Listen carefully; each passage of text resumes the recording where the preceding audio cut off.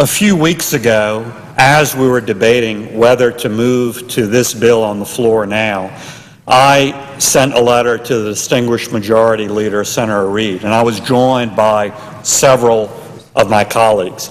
And we made a real simple point, and the simple point was this. We have a spending and a debt crisis. We need to act, and we need to act now.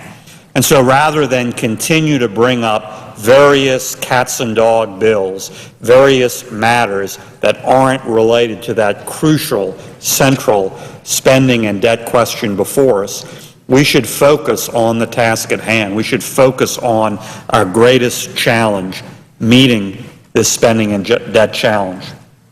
Unfortunately, the distinguished majority leader did not heed that call. He proceeded with this bill. For the reasons I outlined, I and those other signatories of the letter voted against moving to this bill. And unfortunately now, as we're on the eve of a potential government shutdown, I believe what's transpired has sort of made my point over again.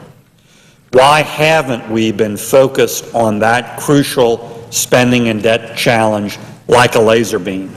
I hope we'll do the reasonable, common sense thing and continue negotiations for the rest of the fiscal year, but in the meantime, pass the one-week measure that's about to be passed by the House of Representatives. It continues the operations of the government. It also funds the Department of Defense for the entire fiscal year. It takes what should be beyond politics off the table. It protects our military. It gives full funding for our military men and women, gives them certainty. We should all be for that.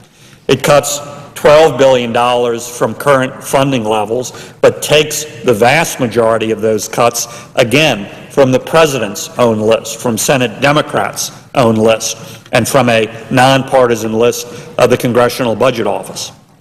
And it only includes two so-called riders which have been granted wide acceptance in the past, including being passed, voted on, supported by Senator Reid, Nancy Pelosi, Barack Obama, Joe Biden, and others multiple times since 1996. I hope all of us, Democrats and Republicans, will listen to the American people, will do the reasonable, common sense thing, will move forward in a reasonable way as we negotiate on broader issues in good faith. And I hope we'll pass this one-week measure at a minimum right now as we continue to look for an overall resolution for the rest of the fiscal year.